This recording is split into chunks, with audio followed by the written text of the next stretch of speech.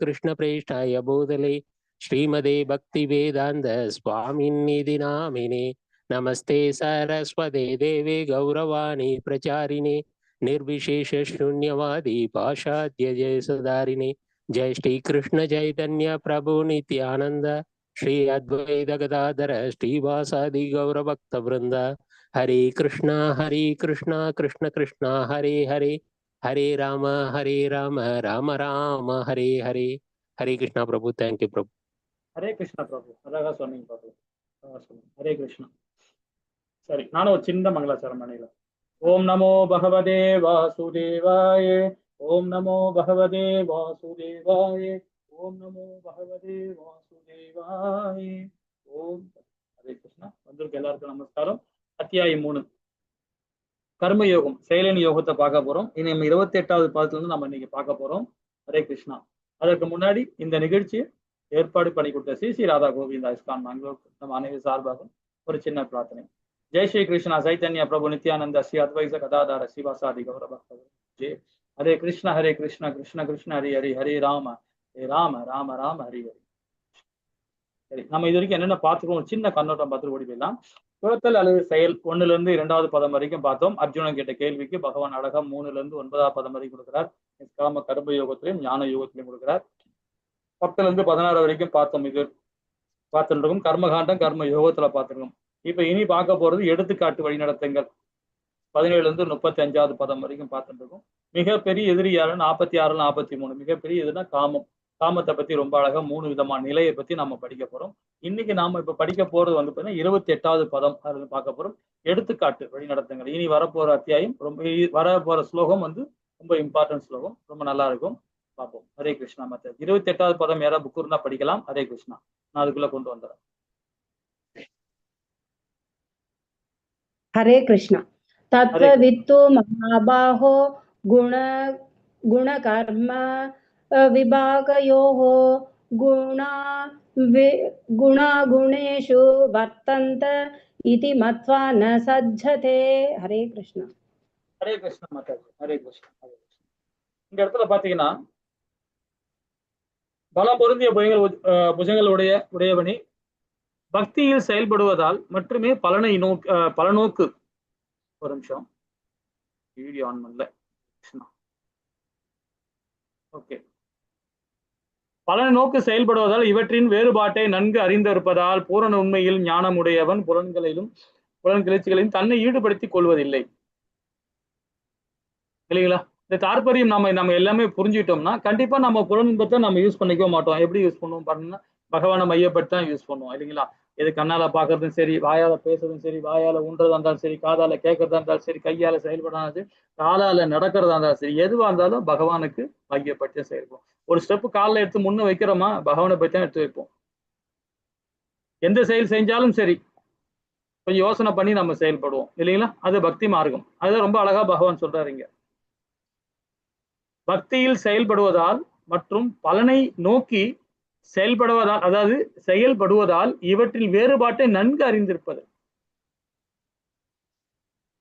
அந்த பூர்ண உண்மையின் ஞானமுடையவன் புலன்களிலும் தன்னை ஈடுபடுத்திக் கொள்வதில்லை அப்படின்னு இப்ப அதே வந்து முன்னாடி பாதத்துல நம்ம என்ன படிச்சோம் பாருங்க 27வது பாதத்துல அதாவது புலன்பத்தை நம்ம யூஸ் பண்ணுவோம் ஆனா அது பற்றற்ற தன்மையா இருக்கும் அதோட பிரதிபலிப்பு தான் இந்த இந்த இந்த இதுவும் நேற்றோட பிரபுஜி ரொம்ப அழகா விளக்கம் கொடுத்தாரு அது இல்லைங்களா அந்த தன்மையில நாம வந்து செயல்படணும் இதெல்லாம் யாருக்காக பாத்தீங்கன்னா ஞானிகள் கிடையாது துறவரம் போறாங்க பாத்தீங்களா அவங்களுக்கு கிடையாது நம்மள மாதிரி ஒரு கிரகஸ்தன்கள் தான் நம்ம சமுதாயத்துல இருக்கோம் இல்லையா சமுதாயத்துல மேன்மேடைத்தான் நம்ம உழைச்சுட்டு இருக்கோம் அந்த உழைக்கிறது எப்படி உழைக்கணும் பற்றற்ற தன்மையா உழைக்கணும் இல்லைங்களா ஹரே கிருஷ்ணா இந்த 29வது பதம் பாருங்க அதோட கண்டினியூட்டி தான் இதை முடிச்சுட்டு நம்ம அது விளக்கம் ஒண்ணு விரிவா பார்க்கலாம் ஹரே கிருஷ்ணா மாதாஜி 29வது பதம் हरे कृष्ण प्रकृतेर्गुण सम्मूढाः सञ्जन्ते गुणकर्मसु तान् अकृत्सनवितो मन्तान् कृत्सनविन्न विचालयेत् हरे कृष्ण माताजी இப்ப நம்ம 26 27 28 29 இந்த 4வது பாதத்திலையும் பாருங்க சொல்ல இந்த 4வது பாதத்துல என்ன சொல்லுது பாத்தீங்கன்னா ஜட இயற்கையின் குணங்களால் அதிமயங்கே அறிவற்றவர் அதாவது பௌதீக ஆசைகளில் அதாவது லௌகிக ஆசைகளில் முழுமையாக ஈடுபட்டு பற்றுவராகி ஆகின்றனர் குறைவான அறிவுடையவன் செயல்படுவதால் இத்தகைய கடமைகள் கீழ்த்தரமானவை என்ற போதிலும் அறிவுடையோர் அவர்களை நிலைபெற செய்யக்கூடாது. அதாவது பாத்தீங்கன்னா 5 விதமான செயல்பாடு: ஆசை, நம்பிக்கை, அதாவது செயல்படுதல், பலன், தொடர்பு. இந்த 5 விதமான செயல்பாடு தான் இந்த 4 பாதத்திலையும் பகவான் ரொம்ப அழகா விளக்கம் கொடுக்கிறார். அது என்னன்றது ஒரு சின்ன கண்ணோட்டம் பார்த்துடலாமா? ஹரே கிருஷ்ணா. இப்ப நம்ம எல்லாமே பகவானுடைய அம்சம் தான். நம்ம எல்லாமே பகவானுடைய அம்சம் தான். ஒண்ணு அறியாமை, இல்ல தன்னுணர்வு உணர்ந்தவர். அறியாமை சொல்றதே பற்றுதலோட இருக்கும்போது அறிய மாட்டாங்க, அதை புரிஞ்சிக்க மாட்டாங்க. பற்றோட இருக்கும்போது தன்னை உணர்ந்தவர் பற்றற்றவனா இருப்பான். தன்னை உணர்ந்தவனா யாரு நினைப்பான் பாத்தீங்களா? நான் உடல் கிடையாது, நான் ஆத்மா அப்படின்னு நினைப்பான் இல்லைங்களா? நான் விழிச்சி அடையாதவன்றான். யாரு? தன்னை உணர்ந்தவன். விழிச்சி அடைய மாட்டான், திடகாத்திரமா இருப்பான், நம்பிக்கையோட இருப்பான், அந்த 26 குணங்களோட செயல்படுவான். ஆனா அதாவது பற்றுதலோட செயல்பட அறியாமையில் இருப்பான். அறியாமை சொல்றது அசுர குணங்கள். அசுர குணம் சொல்றது 6வது குணம் அசுர குணங்கள். அறியாமை சொல்றது நிறைய இதில் நம்ம தெரியாம பண்ணிட்டோம் நம்ம சொல்லுவோம். அப்ப நம்ம என்ன புரிஞ்சுக்கணும் தெரியுங்களா? தெரியாம செஞ்சுட்டோம் நம்ம அசுர குணத்துல இருக்கிறோம்னு புரிஞ்சுக்கணும். சில பேர் மன்னிப்பு கேட்பாங்க, சில பேர் தேங்க்ஸ் சொல்லுவாங்க. இதெல்லாம் நம்ம கேட்கணும் அவசியமே கிடையாது. தேங்க்ஸ் சொல்றது நல்ல பழக்கம் தான், இல்லைன்னு சொல்லல. அது யாருக்கு சொல்லணும்னா பகவானுக்கு தான் சொல்லணும். நம்மள மாதிரி மனுஷனுக்கு சொல்லவே கூடாது. தேங்க்ஸ் சொல்றதா இருந்தாலும் ஹரிபக்தியோட ஹரே கிருஷ்ணா சொல்லிடுங்க. இந்த வாய்ப்பு கொடுத்ததுக்கு ஹரே கிருஷ்ணா, அவ்வளவுதான். அது மாதிரி நம்ம சொல்லணும். தேங்க்ஸ் சொல்லவே கூடாது. என்ன தெரிஞ்ச வரைக்கும் எனக்கு சொல்லி கொடுத்த குரு தேங்க்ஸ் சொல்லாதீங்க, நன்றி சொல்லாதீங்க. நன்றி சொல்றத பகவானுக்கு சொல்லுங்க. அந்த அந்த வாய்ப்பு கொடுத்தது யாருன்னா பகவான் தான் கொடுத்தாரு. அவரால் தான் ஏற்படப்பட்டது இந்த கிளாஸ் நடக்கிறது, இந்த கோவிலுக்கு போறது, நம்மள பணம் சம்பாதிக்கிறது, எல்லாமே பகவான் கொடுத்தது தான் அது, இல்லைங்களா? அவருக்கு தான் நம்ம நன்றி சொல்லணும், வேற யாருக்கும் சொல்லணும் அவசியமே கிடையாது. அதை புரிஞ்சுக்கணும், இல்லைங்களா? அப்ப அதே மாதிரி நன்றி. அப்புறம் சொல்ற நிறைய விஷயங்கள் பாத்தீங்கன்னா, தெரியாம செஞ்சுட்ட மன்னிச்சிருங்க அப்படின்னு. அது அறியாமை. திரும்ப அந்த தப்பு செய்யக்கூடாது. 26 குணத்துல இப்பதான் கிளாஸ் எடுத்துட்டு வந்தேன். 16 அத்தியாயம் 26 குணத்துல வெட்கம் சொல்ற ஒரு குணம் இருக்கு. ரொம்ப எனக்கு பிடிக்கும். எனக்கு அந்த குணம், அந்த 26 குணத்துல வெட்கம் சொல்ற குணம் எனக்கு ரொம்ப ரொம்ப பிடிக்கும். காரணம் என்னன்னு பாத்தீங்கன்னா, இந்த உடல் கிடைச்சிருக்கு, நமக்கு தெய்வீகமான உடல் கிடைச்சிருக்கு, இல்லைங்களா? பகவான் அருளால கிடைச்சிருக்கு, தாய் தந்தரையோட அருளால கிடைச்சிருக்கு, சமுதாயத்தின் அருளால கிடைச்சிருக்கு. நமக்கு இல்லைன்னு சொல்லல. சமுதாயத்துல நம்ம ஒரு நன்மை செய்யறதுனால்தான் நமக்கு அந்த புண்ணியமான அந்த மனித உடல் கிடைச்சிருக்கு, அற்புதமான உடல் கிடைச்சிருக்கு. அவர் யாருக்கு சொல்லணும்? பகவானுக்கு தான் சொல்லணும். அப்படிப்பட்ட உடல் கிடைச்ச உடலை நாம தவறு செய்யலாமா? தவறு செஞ்சோம்னா நம்ம வெக்கப்படணும். இனி தவறு செய்யக்கூடாது வெக்கப்படணும், இல்லைங்களா? அது 26 குணத்துல ஒரு குணம். இப்பதான் கிளாஸ்ல படிச்சுட்டு வந்தோம். சோ அந்த மாதிரி அறியாமை செல்லும் போதே பாத்தீங்கன்னா அந்த மாதிரி இயல்பு நம்ம போயிடுவோம். அப்ப அதுல இருந்து நம்ம வெளியே வரணும், இல்லைங்களா? இப்ப பாத்தீங்கன்னா ஆசை, சுய புலன் கிளர்ச்சிக்காக அறியாமையில செய்யும் போது பாத்தீங்கன்னா அப்படிதான் இருப்போம். நேற்று கூட பாத்தீங்கன்னா என்னோட சம்பவம் நடந்தது. கிளாஸ் முடிச்சுட்டு நான் நேரம் வீட்டுக்கு போறேன். வீட்டுல போன பையன் என்ன பண்றாரு, ஒரு டிவியில உள்ள ஒரு செலிபிரிட்டி, இதுதான் முதல் படம் எடுத்திருக்கிறாரு, படம் நடிச்சிருக்கிறாரு, நல்லா இருக்கு அந்த படம், அதை பாக்குறீங்களா? நல்லா இருக்கு படம், பார்க்க போறீங்களா அப்படின்னு கேட்கிறான். நான் சினிமாவே போறது கிடையாதுப்பா, டிவியே பாக்குறது கிடையாது, என்ன போய் கேட்கறியாப்பா அப்படின்னு கேட்கிறேன். என் பையன், கடைசி பையன், அவர் கேட்கிறாரு, இல்ல ரொம்ப நல்லா வாழ்க்கையில நிறைய எல்லாருக்கும் நிறைய கர்ணம் மாதிரி தானம் எல்லாம் கொடுத்துட்டு இருக்காரு அப்படின்னு. அவர் கொஞ்சம் பௌதியத்துல இருக்கிறாரு, கொஞ்சம் ஆன்மீகத்துல வந்தது போவார், ஊருக்காம தொட்டு போறாரு சின்னவர். சோ அந்த மாதிரி இருக்கிறார். அது என்னன்னு பாத்தீங்கன்னா அந்த புலன் இன்பத்துல இருக்கிறாரு. அவருக்கு அட்வைஸ் கொடுத்த உடனே அவர் புரிஞ்சுக்கிறார், இனிமேல் கூட எதுவுமே பேச மாட்டோம், ஓடிட்டார். நைட் எத்தனை மணிக்கு? 10:45 மணிக்கு சொல்றாரு, எழுப்பி கேட்கிறாரு. சோ அந்த மாதிரி இருக்கிறாங்க. இப்போ ஆசை, அதுல விடுபட்ட தன்மை இருக்கணும், இல்லைங்களா? அந்த சுய புலனுக்காக இருப்பாங்க, அது அறியாமல் இருக்கும்போது. அதே தன்னுணர்ந்தவங்க பாருங்க, பகவானை திருப்திப்படுத்தணும், பகவானுக்கு திருப்திப்படுத்தணும், அப்படிதான் செயல்படுவாங்க. நம்பிக்கை பாருங்க, எப்படி நம்பிக்கை வைப்பாங்க பாத்தீங்கன்னா, நானே கர்த்தா, நான் தான் இதுக்கு இந்த வீட்டு குடும்பத்து தலைவன், நான் குடும்ப தலைவி, நான் சொல்றதா நீங்க எல்லாரும் கேட்கணும். சமுதாயத்துல நம்ம சொன்னா கேட்கணும். ஒரு ஆபீஸ்ல போய் ஒரு நிர்வாகியா இருப்பார், ஒரு கலெக்டரா இருப்பார், சப் கலெக்டரா இருப்பார், ஒரு தாசில்தார் இருப்பார், விஓ இருப்பார். பாத்தீங்கன்னா அவர் தான் இந்த நாட்டையே ஆள்ற மாதிரி நினைச்சு செஞ்சுட்டு இருப்பார். நான் தான் கர்த்தான்வர். அது என்ன? அறியாமை, சுயநலம், தான் என்ற அகந்தை வந்துடும் ஆட்டோமேட்டிக்கா, இல்லைங்களா? ஆனா அதே தன்னை உணர்ந்தவன் பாருங்க, தனது ஜட வாழ்க்கை பகவானின் உயிர் ஆட்சிக்கு உட்பட்டதுன்னு நினைப்பான். இந்த ஆட்சியை பகவானுக்கு உட்பட்டது அப்படின்னு நினைப்பான். ஒரு ஆபீஸ்ல வேலை பார்க்கறவங்களும் சரி, இது பகவான் கொடுத்த சட்டம், இது அந்த சட்டத்தை நான் ஃபாலோ பண்ணுவேன், என் தலையே போனாலும் சரி, என் தர்மத்தை விட்டு நான் விலகவே மாட்டேன் நிக்கிறான் பாருங்க, அவன் தலையை துண்டிச்சாலும் சரி, அவன் பகவான் லோகத்தான் போவான். இல்லைங்களா? ஹரே கிருஷ்ணா. செயல்படுதல், சுய திருப்திக்காக செயல்படுவார், தன்னுடைய திருப்திக்காக பார்த்துப்பார், தன்னுடைய குடும்பத்துக்காக பார்த்துக்கணும் அப்படின்னு நினைப்பார். எப்படி பீஷ்மர் மாதிரி. பீஷ்மர் அப்படித்தான் பண்ணாரு. ஆனா பார்த்தோன்னா அவர் எல்லாமே தலைமையில் தூசி விளையாடினாங்க. அவர் என்ன பண்ணாரு? மத்த நாட்டை பத்தி கவலைப்படவே இல்லை. அவர் மத்த சமுதாயத்தை பத்தி கவலைப்படவே இல்லை. அவரு அஸ்தினாபுரம் நல்லா இருக்கணும், அவர் யாருக்கு எந்த ஒரு பிரச்சனையும் வரக்கூடாது, அஸ்தினாபுரத்துல யாருக்கும் பிரச்சனை வரக்கூடாது. குறிப்பா மக்கள் எப்படி வேணாலும் பரவாயில்ல, அவங்க இறந்தா கூட பரவாயில்ல, அரசாட்சி எங்க அப்பன் சொன்ன மாதிரி செயல் பண்ணணும்னு நினைக்காரு. தேவையில்லாம ஒரு சபதம் எடுத்துக்கிட்டு அந்த சபத்துக்காக தன்னுடைய வட்டம் போட்டு உள்ளே வந்து வாழ்ந்தார். அப்படி நிறைய பேர் இருக்காங்க. அதே பகவான் சொன்னார், நீ மூடாடாடினாரு, நீ மூடன்னாரு பகவான். யார? பீஷ்மர். அதுதான் அவர் ஒரே கோபம் கொத்தளிச்சு போச்சு அவருக்கு. உடனே நான் உன்னே கொண்டுடுவேன்றாரு. அவருக்கு ஒரு உபதேசம் பண்ணார் பகவான். அதனால சுய திருப்திக்காக அந்த மாதிரி பண்ணுவாங்க. அதே பகவானுக்கு கிருஷ்ணனுக்காக திருப்திப்படுத்தும் போது குடும்பம் மேன்மை அடையும், சமுதாயம் மேன்மை அடையும். நம்ம குடும்பம் மாத்திரம் இல்ல, சமுதாயமே மேன்மை அடையும் பகவானுக்காக செய்யும் போது, பகவானை திருப்திப்படுத்தும் போது. இல்லைங்களா? அதே மாதிரி பலன் பாருங்க. இந்த அறியாமல் இருக்கவங்க, பந்தப்பட்டவங்க என்ன பண்ணுவாங்க? அது மேல பற்று அதிகமா இருக்கும், மிகுந்த பற்று, எப்பொழுதுமே கவலையுடரா இருப்பாங்க. பகவான கிருஷ்ணரை மறந்து விடுதல், அதை பத்தி அந்த ஞானமே இருக்காது. அது என்ன குணம் பாருங்க? தமோ குணம், தமசுல போறவங்க அவங்க. இல்லைங்களா? ஆனா தன்னை உணர்ந்தவர், பற்றற்றவனா இருக்கிறவர், யாருக்கும் தொந்தரவு இருக்காரு, எல்லாவற்றையும் பகவானுக்கே, இது பகவானுடைய சக்தி அப்படின்னு நினைப்பார். விழிச்சி அடைஞ்சா கூட சரி, எந்த ஒரு விழிச்சி அடைஞ்சா கூட சரி, அதை பத்தி கவலைப்படவே மாட்டாங்க. இது என்னுடைய கர்மா, அந்த கர்மத்தை நான் அனுபவிச்சுதான் ஆகணும்ன்றார். இப்ப காந்தாரி பாத்தீங்கன்னா மகாபாரதத்துல பகவானுக்கு சாபம் விடுறாங்க, அந்த சாபத்தை ரொம்ப ஹாப்பியா ஏத்துக்கிறார். அதே மாதிரி ஐயனும் தாயாரும் உட்கார்ந்துட்டு இருக்கும் போது கால் மேல காலை போட்டு உட்காந்துருந்தாங்க. ஐயன் மேல தன்னை தொடைய போட்டு உட்காந்துக்கிறாங்க. யாரு? தாய் பார்வை தாயார். அது விமானத்து மூலியமா வந்தான் ஒருத்தன், ஒரு தேவன். அது பின்னாடி சொல்றேன், அந்த கதை ரொம்ப நல்லா இருக்கு. அவர் சிரிக்கல, ஆனா தாயாரோட கோலத்தை பார்த்துட்டு சொன்னார். அப்ப அவர் சுத்தி கீழே உட்காந்து எல்லாருமே பாத்தீங்கன்னா ஐயனும் தாயார் உட்காரும் போது சுத்தி பெரிய பெரிய முனிகள் எல்லாம், பிரம்ம ரிஷிகள், ராஜ ரிஷிகள், இவங்க பிரஜாபதிகள் உட்கார்ந்து கேட்டு இருக்காங்க. அந்த இடத்துல தாயார் பண்ண கோலத்தை பார்த்துட்டு அவரு கொஞ்சம் சங்கடமா பட்டார், ஒரு கேள்வியும் கேட்டார். அதனால உடனே சாபம் வந்துச்சு. அந்த சாபத்தை ஏத்துக்கிட்டார், அவர் சக்சஸ்ஃபுல்லா ஏத்துக்கிட்டார். ஓகேன்ற தாய் தானே கொடுத்தாங்க, சாபத்தை ஏத்துக்கிறார். அந்த மாதிரி இருக்கணும், யாருக்கும் தொந்தரவு கொடுக்க கூடாது, அதை சகிச்சுக்கிட்டு நம்ம செயல்படணும். இல்லைங்களா? அது யாரு? தன்னை உணர்ந்தவன், எனக்கு குனிய கொட்டிக்கிட்டே இருக்கான இவன், ஏன் கொட்டாம இருக்கான் அப்படின்னு. ஆனா சிந்திச்சு செயல்படணும். ஏன் நம்மளை கொட்டிக்கிட்டே இருக்கான்? பரசுராமர் மாதிரி. பரசுராமர் எப்படி சிந்திக்கிறார் பாத்தீங்களா?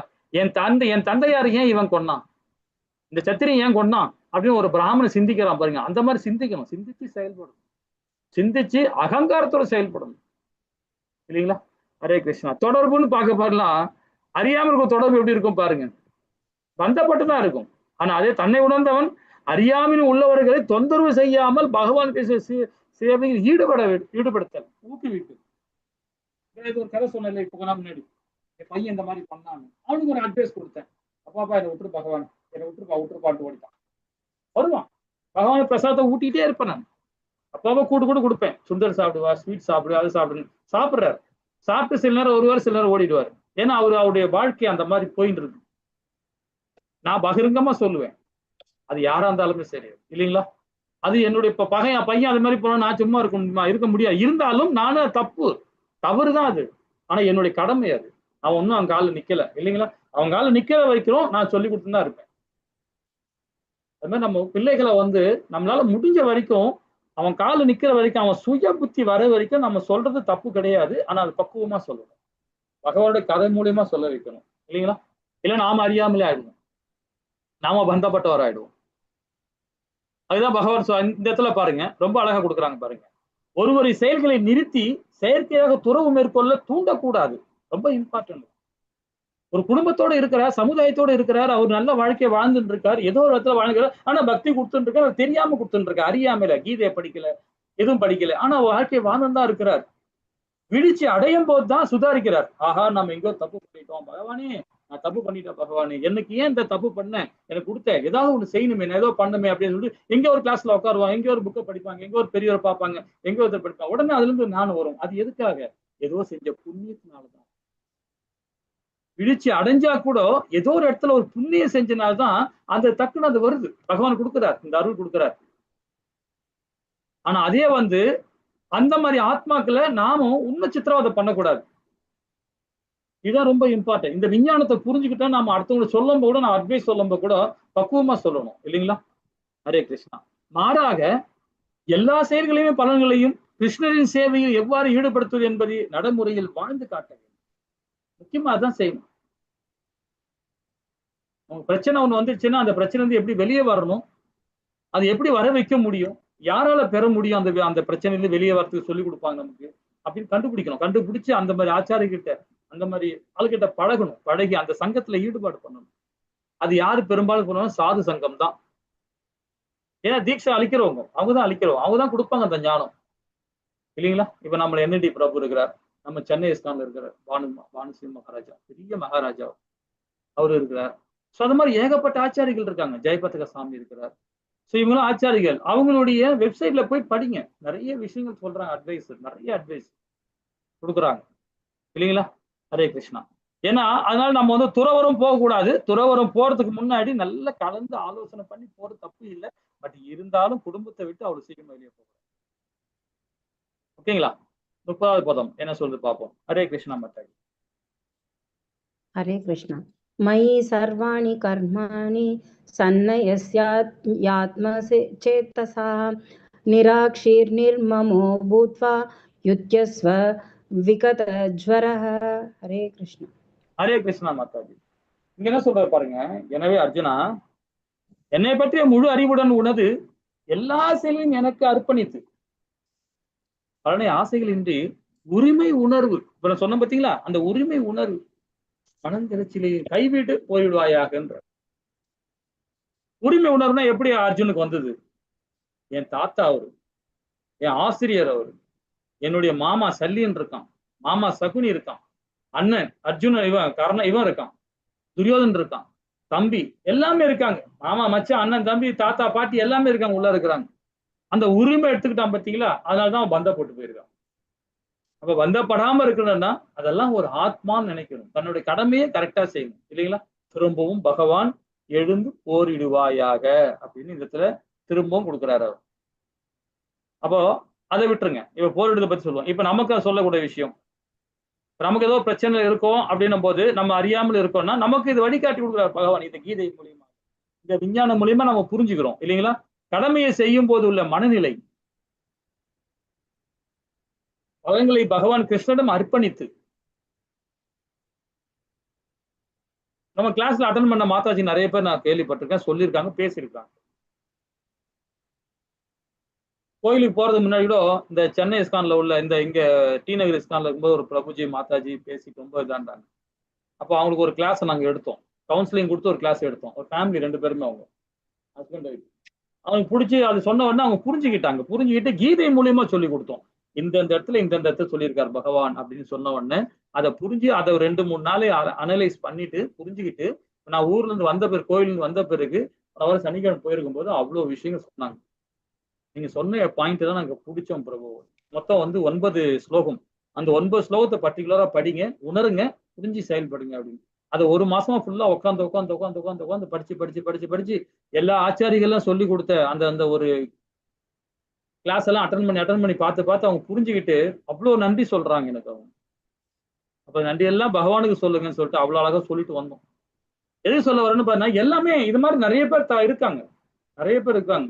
நம்மளால முடிஞ்ச வரைக்கும் இந்த கிளாஸ்ல அட்டன் பண்ணிக்கணுமா, இந்த ஸ்லோகத்துல பகவான் இது சொல்லியிருக்கிறார், இந்த ஸ்லோகத்தை இந்த இடத்துல சொல்லியிருக்காரு, உள் வாங்கிக்கிட்டு நம்மளால முடிஞ்ச வரைக்கும் அடுத்தவங்க இந்த ஸ்லோகம் மூலியமா சொல்லிக் கொடுங்க. ஸ்லோகம் மூலியமா சொல்லுங்க, தவறே அல்ல, இல்லைங்களா? வேற ஏதாவது பௌதிக சம்பந்தப்பட்டு சொல்லாதீங்க. ஸ்லோகம் மூலியமா சொல்லுங்க. பகவானை மையப்படுத்துங்க. பகவான் இப்படி சொல்லி கொடுத்திருக்கிறார், சொன்னார், உணர்ந்தார், என்னுடைய செயல்பாடு இப்படி இருக்குன்னு சொல்லுங்க. தப்பே இல்லை. அதை பார்த்து கண்டிப்பா அவங்க உணர ஆரம்பிப்பாங்க இல்லைங்களா? அப்ப பலன்களையும் பகவான் கிருஷ்ணருக்கு அர்ப்பணித்து பகவான் கிட்ட ஒப்படைச்சிடணும். பகவான் கிருஷ்ணரை பற்றிய முழு அறிவுடன் பகவானுடைய விபூதி யோகம், பகவானுடைய வைபவம், பகவானுடைய லீலை இதெல்லாம் உள்வாங்கணும். இப்ப நம்ம உட்காந்து சும்மா உட்காந்துக்கிட்டு ஹரே கிருஷ்ணா கிருஷ்ணா கிருஷ்ணா ஹரே ஹரே, ஹரே ராம ராம ராம ஹரி ஹரி சொல்றதுல பெரிய விஷயமே கிடையாது. பகவானை உள்வாங்கணும். சொல்லும் போது பகவானோட விக்கிரகத்தை அப்படியே நினைச்சு அவருடைய லீலை, அவருடைய வைபவம் எல்லாம் உள்வாங்கிட்டு அந்த லீலை மூலியமா சொல்லி பாருங்க. ரொம்ப அழகா நம்ம சொல்லலாம். ரொம்ப பக்குவமா சொல்ல வரும். சரிங்களா? ஹரே கிருஷ்ணா. சொந்த லாப நஷ்டம் கருதாது. சொந்த லாப நஷ்டம் இப்ப பகவத்கீதையை படிக்கிறது சொந்த லாப நஷ்டமா படிக்கிறோம் இல்ல, நமக்காக கிடையாது. நம்ம சமுதாயத்துக்காக, நம்ம அடுத்த கட்டமைப்புக்காக. அடுத்த உடல் வேணுமா வேணாமா நம்ம கட்டமைக்கிறோம் இந்த பிறவிலேயே, இந்த வாழ்நாள்லயே. இப்ப நம்ம செய்யற ஒரு செயலும் அடுத்த காது, கண்ணு எப்படி இருக்கணும், மூக்கு எப்படி இருக்கணும், வாய் எப்படி இருக்கணும், கால் எப்படி இருக்கணும், கை எப்படி இருக்கணும்னு சொல்லிட்டா இப்ப நம்ம செயல்பட்டு இருக்கோம். அது நல்லா புரிஞ்சுக்கணும். அடுத்த உடல் நமக்கு தேவைன்னும் போது அந்த உடலுக்கான செய்யும் போது பாத்தீங்கன்னா லாப நஷ்டம் இல்லாம பாத்தீங்கன்னா கண்ணு அழகா இருக்கு, கண்ணை பத்தி குறை சொல்லக்கூடாது. ஒருத்தர் கண்ணை பத்தி குறை சொன்னீங்கன்னா அதே கண்ணு உங்களுக்கு திருப்பி வரும். இது நம்ம சொல்ல, கருட புராணம் சொல்லுது. ஒரு ஊனத்தை பத்தி நம்ம கேவலமா படுத்தணும்னு வச்சுங்களேன், ஒருத்தர் குழந்தையே இல்லை அவனை கேவலப்படுத்துனீங்கன்னா அதே மாதிரிதான் நம்ம, அதே கைதான் நமக்கு வரும் இல்லைங்களா? அது மாதிரி யாரையுமே கொச்சப்படுத்தக்கூடாது, யாருமே தன்னுணர்வு, அதாவது உரிமை உணர்வோட நாம யாருமே கலங்கப்படுத்தக்கூடாது. அப்ப சொந்த லாப நஷ்டம் கருதாது பகவானுக்கு நம்ம அப்ப எப்படிப்பட்ட வாழ்க்கையை வாழணும் பாருங்க. கடமைகளை நிறைவேற்றும் பொழுது பகவான் கிருஷ்ணரை சார்ந்து இருக்க வேண்டும். அதுதான் பக்குவத்திற்கான பாதை. இப்ப சொன்னதெல்லாம் இருக்கு பாருங்களேன். இங்க அழகா ஒரு குடும்பத்தோட நாம எப்படி இருக்கணும் பாருங்க. குடும்பத்தை செம்மைப்படுத்தணும், பகவானை மையப்படுத்தி செயல்பட வைக்கணும். நம்மளால முடிஞ்ச வரைக்கும் செய்யலாம், முடியலன்னா விட்டுடணும். அது அவனுடைய கர்மான்னு விட்டு போயிடணும் இல்லைங்களா? நம்ம தர்மத்தை என்னையுமே விடக்கூடாது. நம்ம தர்மத்தை கரெக்டா சொல்ல வேண்டிய இடத்துல நம்ம அந்த தர்மம் இருக்கு, அந்த தர்மத்தை செய்யணும் இல்லைங்களா? அப்படியே பகவானுக்கு நாம சங்கீர்த்தனம் பண்ணணும். அதே மாதிரி எல்லாருக்கும் பகவத்கீதை புக்கு தானம் கொடுக்கலாம், பகவான் ஹரிநாமத்தை சொல்லலாம். பகவானுக்கு பிரசாதம்னா ரொம்ப பிடிக்கும் பகவானுக்கு பிரசாதம் இல்லைங்களா? அது மாதிரி நம்ம பிரசாதம் பண்ணி கொடுக்கலாம். பகவானுக்கு பார்த்தீங்கன்னா ஆராதனை எடுக்கிறது, ஆராதனை பார்த்தீங்கன்னா டிசன்டேஷன் ஆராதனை எடுக்குது. நிறைய பேர் நெய்வேத்தியம் பண்றது, வீட்டுல நெய்வேத்தியம் பண்ணுவாங்க, ஆராத்தி பண்ணுவாங்க. இப்போ நிறைய பேர் தெரியாமல பண்ணியிருப்பாங்க. ஒரு சம்பிரதாயத்துக்கு ஒரு மாதிரி பண்றாங்கன்னு சொல்லுவாங்க. அப்படிலாம் கிடையாது. வேதத்துல எல்லா சம்பிரதாயம் ஒரே மாதிரி தான் பண்ணுவாங்க, மாதிரிலாம் பண்ண மாட்டாங்க. சில சம்பிரதாயத்துல பண்றாங்க. அது அது எப்படின்னா எங்களுடைய கோவில்ல இப்பதான் இங்க பண்றாங்க வணக்கங்க அப்படின்னு இது வச்சோம். அது கொஞ்சம் வேதத்தை உள் வாங்கிட்டாங்கன்னா அவங்க சரியான பர்சன் நான் சொல்ல மாட்டேன், தப்பான பர்சன் சொல்ல மாட்டேன். ஏதோ ஒரு செயலை செய்யறாங்க, ஆனா தெரிஞ்சு செய்யறாங்க தெரியாம செய்யறாங்க, ஏதோ செஞ்சுட்டு இருக்காங்க. ஆனா இல்லைங்களா? அந்த மாதிரி ஆராய்ச்சி எடுக்கணும், கீதையை படிக்கணும், பகவானை பத்தி தியானம் பண்ணணும் இல்லைங்களா? இந்த 8 விதமான செயல்பாடு. சரி, 31வது பதம் என்ன சொல்லுது பாப்போமா? ஹரே கிருஷ்ணா மாதாஜி. ஹரே கிருஷ்ண பிரபு. அந்த 9 ஸ்லோகம் சொன்னீங்களே பிரபு, அது என்னென்ன ஸ்லோகம் பிரபு? நான் சொல்றேன் பிரபு, நான் சொல்றேன். ஓகே பிரபு. ஹரே கிருஷ்ணா. हरे कृष्ण। ये मे मतमिदं नित्यम् अनुतिष्ठन्ति मानवाः श्रद्धावन्तो अनसूयन्तो मुष्यन्ते ते अपि कर्मभिः। हरे कृष्ण. ஹரே கிருஷ்ணா மாதாஜி. ஹரே கிருஷ்ணா. யாரெல்லாம் என்னுடைய இந்த அறிவுரையின்படி தங்களது கடமைகளை நிறைவேற்றுகிறார்களோ, யாரெல்லாம் இவற்றை பொறாமையின்றி நம்பிக்கையுடன் பின்பற்றுகிறார்களோ அவர்கள் பல நோக்கு செயல்களை பந்தத்திலிருந்து விடுதலை அடைகின்றனர். இல்லைன்னா இந்த கீதை ஏறாது, சொல்ல போனா கீதை ஏறாது. ஆனா அதுக்காக நம்பிக்கை இல்லாம சில பேர் கொஸ்டின் கேட்கறான்னு சொல்ல மாட்டேன். சில பேர் தெரியாம தான் கேட்கறாங்க. பகவத்கீதையை உணர ஆரம்பிக்கிறவங்க, ஏன்னா கனிஷ்டிக அதிகாரி இல்லையா, அதனால கொஞ்சம் அவங்க தெரியாம தான் கேட்பாங்க. ஆனா அதை நம்ம கொச்சப்படுத்தக்கூடாது. இவர் ரொம்ப இப்படி எல்லாம் கேட்கிறாரு கொஸ்டின், இந்த மாதிரிலாம் கேட்கறாரு, கொச்சப்படுத்தவே கூடாது. அவர் தெரியாம தான் நம்ம கேட்கிறாரு. அந்த பக்குவம் இல்லாம நாம எதிர்வினை சொன்னோம்னா தவறு அது. அப்போ யாரெல்லாம் என்னுடைய அறிவுரைகளின்படி தங்கள் கடமைகளை நிறைவேற்றுகிறார்களோ, பகவான் மேல முழுமையான நம்பிக்கை இருக்கணும். கேள்வி கேட்கணும், கேள்வி கண்டிப்பா கேட்கணும். கேள்வி கேட்கலனால பரவாயில்ல, ஆனா புரிஞ்சுக்கிட்டோமா அதையாவது ஆன்சர் பண்ணணும். இல்லைங்களா? ஹரே கிருஷ்ணா. அப்ப கடவுள் கடமைகளை நிறைவேற்றுகிறார்களா? யாரெல்லாம் அவற்றை பொறாமையின்றி, முக்கியமா நாம முதல் அத்தியாயத்தை இதை பத்தி விரிவா படிச்சோம். துரியோதனோட செயல்பாடு என்ன? நம்பிக்கை இல்ல, தன்னுடைய படைகள் மேல நம்பிக்கை இல்ல, தன்னுடைய குரு மேல நம்பிக்கை இல்ல, தாத்தா மேல நம்பிக்கை இல்ல, அவனுக்கு யார் மேல நம்பிக்கை இல்ல, பொறாமை வேற இருக்கு அவனுக்கு, இல்லைங்களா? அதே தவிர நாம செய்யக்கூடாது. பகவான் மேல முழுமையான நம்பிக்கை இருக்கணும், ஆராயக்கூடாது. முக்கியமா அதுதான் பெரிய விஷயமா அதுதான். நம்ம அதான் பகவத்கீதை படிக்க முடியாது சொன்னோம், எதுவுமே ஆராயாதீங்க. ஏன் ஆராயுன்னு சொல்றேன்னா, அந்த அளவுக்கு நாம பக்குவம் இல்லை, அதை புரிஞ்சுக்கணும். நம்ம பக்குவமான ஆள் கிடையாது. நான் டாக்டர் படிச்சிருக்கேன், நான் இன்ஜினியரிங் படிச்சிருக்கேன், நான் அப்படி பண்ணிருக்கேன், எப்படி பண்ண, அது பௌதிக சட்டம். பௌதிகத்துல படிச்சவங்க எல்லாமே உயர்ந்த நிலை கிடையாது, அது நல்லா புரிஞ்சுக்கணும். உயர்ந்த நிலை கிடையாது. ஆன்மீக வேதம்ன்றது அவ்வளவு ஈஸியமா நமக்கு கிடைக்காது. ஆன்மீக ஞானம்ன்றது அவ்வளவு சீக்கிரமா கிடைக்காது. பௌதிக ஞானம் கிடைச்சிரும், கொஞ்சம் எஃபோர்ட் எடுத்தா கிடைச்சிரும். ஆன்மீக ஞானம் பகவானுடைய அனுகிரகம் இருந்தாதான் கிடைக்கும். அந்த அனுகிரகத்து கிடைக்கணும்னா பகவானுக்கு பக்தி. ஆனா ரொம்ப ஈஸியா கிடைக்கும். ஆனா கொஞ்சம் அந்த அகங்காரத்தோட இருக்கும்போது பாத்தீங்கன்னா, பௌதிகத்துல அகங்காரம் இருக்கும். டாக்டர் படிச்சு இன்ஜினியர் படிச்சு ஒரு உயர பதவியில இருக்கிறோம், டக்குன்னு அந்த அகங்காரம் வந்துடும். ஆனா ஆன்மீகத்தன்மை இருக்கும், அந்த அகங்காரம் வரவே வராது, இல்லைங்களா? சோ அப்ப அந்த நம்பிக்கை இருக்கணும், பொறாம இருக்கக்கூடாது பகவான் மேல. பகவான் மேல முழுமையான நம்பிக்கை. அப்பதான் இந்த கீதை நமக்குள்ள உள்வாங்க முடியும். இல்லைன்னா உள்வாங்கவே முடியாது. பகவான் கிட்ட வரவே மாட்டார், ஓடி போயிடுவார். எப்பா இவன் சரியில்லைப்பா, இவனுக்கு கிட்டே வரமாட்டார். நம்ம தாய் தந்தை, தாய் என்ன சொல்றாங்க? இவர் தான் உன்னுடைய தந்தைன்னு சொல்லி பார்த்துவாங்க, இவர் தான் உன்னுடைய தாத்தா, இவர் தான் உன்னுடைய இதெல்லாம் ஒரு உறவை சொல்லி கொடுக்கும் யார்? தாய் தான் சொல்லி கொடுப்பாங்க. இப்ப தாய் சொல்றதை நம்ம அப்படியே இது பண்றோம் இல்லையா, அப்சர்வ் பண்ணி கேட்கறோம் இல்லையா? அதே மாதிரிதான் டாக்டர் போய் பாக்குறோம், ஹாஸ்பிட்டல்ல போறோம், ஒரு மெடிசன் எழுதி கொடுக்குறாரு, அதை கண்மூடித்தனமா அந்த மெடிசன்ல என்ன தப்பு இருக்குமா, அது இருக்குமா, இது இருக்குன்னு ஆராயிரம் பாத்தீங்களா, அவன் தான் முட்டாள். அதை அப்படியே உள்வாங்கி அவர் மேல நம்பிக்கை இருக்கணும். டாக்டர் மேல நம்பிக்கை இருந்தாதான். முடி வெட்டுற கல்ல போய் உட்காடுறான், முடி வெட்டுறான், முடி வெட்டுறாரு, கையில கத்தி வச்சிருக்காரு, கத்திரிக்கோல வச்சிருக்காரு, லைட்டா அப்படி சீவிட்டாருன்னா முடிஞ்சிச்சு கதை, இல்லைங்களா? அப்ப அவர் மேல நம்பிக்கை. Bus driver, flight driver, pilot இவங்கெல்லாம் இருக்கிறாங்க, அவங்க மேல நம்பிக்கை வச்சு நம்ம போறோம். அது மாதிரி நம்பிக்கை இருக்கும். நம்பிக்கை இல்லைன்னா நம்ம கொஞ்சம் கஷ்டம் தான், இல்லைங்களா? இந்த விளக்கம் பாருங்க, நம்ம ஆச்சாரி கொடுக்குற விளக்கம் பாருங்க, என்ன சொல்றாரு பாருங்க. பகவானின் அறிவுரைப்படி செயல்படுகின்ற பலன்கள் பாருங்க.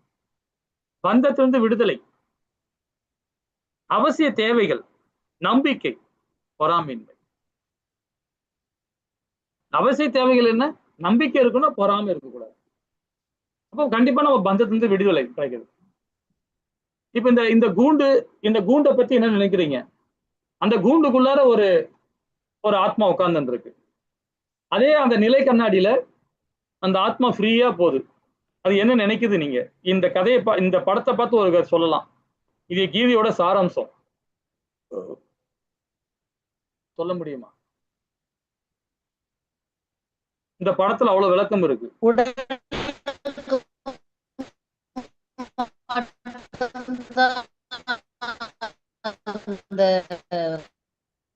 என்னமோ சொல்ல வரீங்க, எனக்கு சரியா புரியல மாதாஜி. உங்களுக்கு ஏதாவது கேட்டதுங்களா மாதாஜி சொல்றது? இருக்கு, ஆனா ஆன்மாக்கு அந்த மாதிரி எதுவும். இப்ப கேக்குதா குருஜி? ஹரே கிருஷ்ணா. இப்ப சொல்லுங்க, இப்ப கேக்குது, சொல்லுங்க.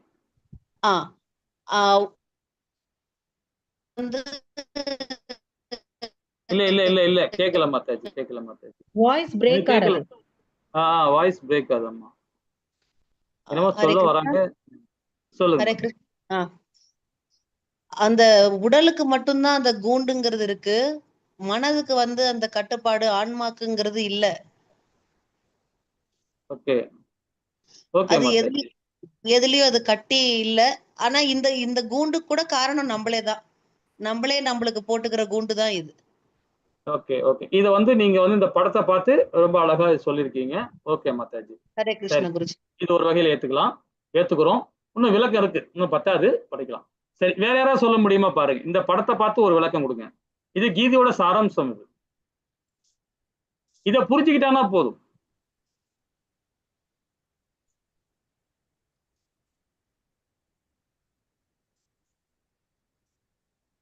சரி,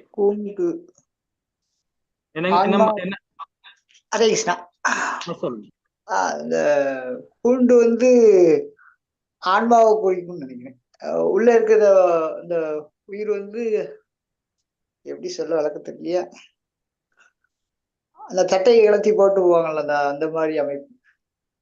ஆன்மா உடம்பு, உடம்ப குறிக்கும். உள்ள இருக்கிற உயிர் வந்து உடம்ப குறிக்கிறது, பூண்டு வந்து ஆன்மா குறிக்கும். ஹரே கிருஷ்ணா. சரி, எப்படி வேணா சொல்லலாம். உங்க சிந்திப்பு, உங்களை வந்து எப்படி சிந்திக்கிறீங்கன்றத நான் பார்த்துட்டு இருக்கோம், வேற ஒண்ணும் இல்லை.